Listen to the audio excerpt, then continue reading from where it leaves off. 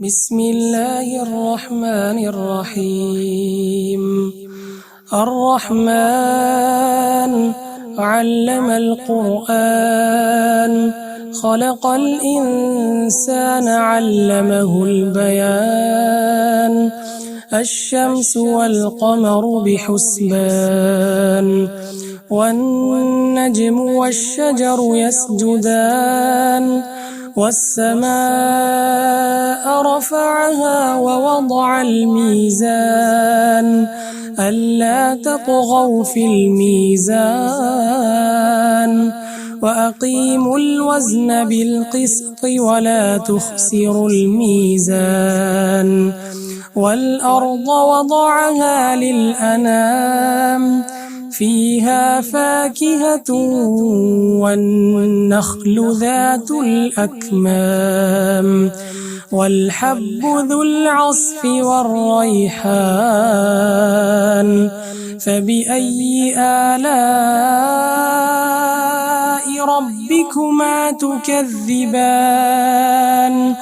خلق الإنسان من صلصال كالفخار، وخلق الجان من مارج من نار. فبأي آلاء ربكما تكذبان؟ رب المشرقين ورب المغربين. فبأي آلاء ربكما تكذبان؟ مرج البحرين يلتقيان، بينهما برزخ لا يبغيان. فبأي آلاء ربكما تكذبان؟ يخرج منهما اللؤلؤ والمرجان. فبأي آلاء ربكما تكذبان؟ وله الجوار المنشآت في البحر كالأعلام. فبأي آلاء ربكما تكذبان؟ كل من عليها فان، ويبقى وجه ربك ذو الجلال والإكرام.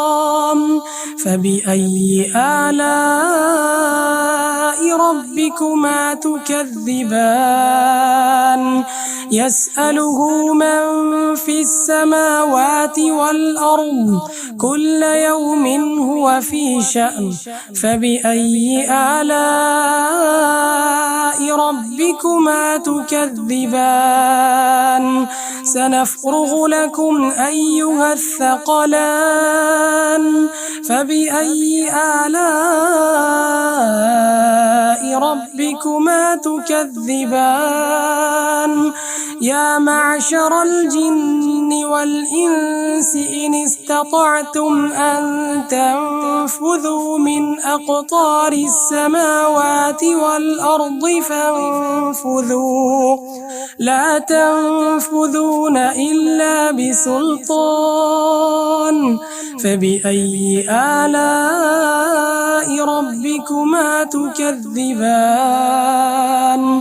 يرسل عليكما شواظ من نار ونحاس فلا تنتصران. فبأي آلاء ربكما تكذبان؟ فإذا انشقت السماء فكانت وردة كالدهان. فبأي آلاء ربكما تكذبان؟ فيومئذ لا يسأل عن ذنبه إنس ولا جان. فبأي آلاء ربكما تكذبان يعرف المجرمون بسيماهم فيؤخذ بالنواصي والأقدام فبأي آلاء ربكما تكذبان هذه جهنم التي يكذب بها المجرمون يطوفون بينها وبين حميم آن فبأي آلاء ربكما تكذبان ولمن خاف مقام ربه جنتان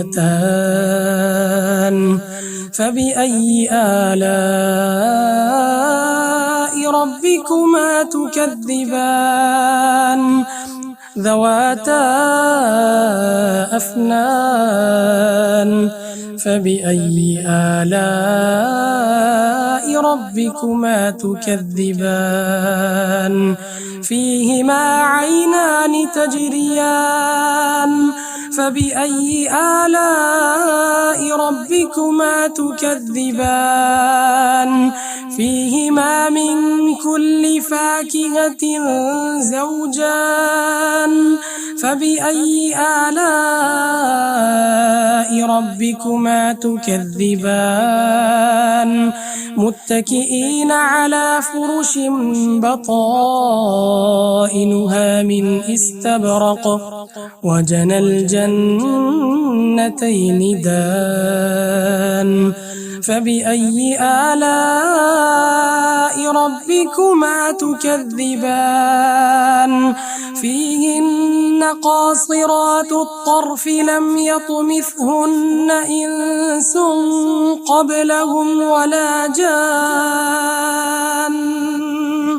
فبأي آلاء ربكما تكذبان كأنهن الياقوت والمرجان فبأي آلاء ربكما تكذبان هل جزاء الإحسان إلا الإحسان فبأي آلاء ربكما تكذبان ومن دونهما جنتان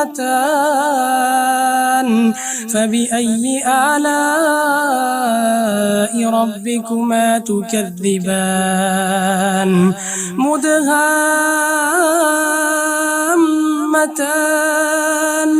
فبأي آلاء ربكما تكذبان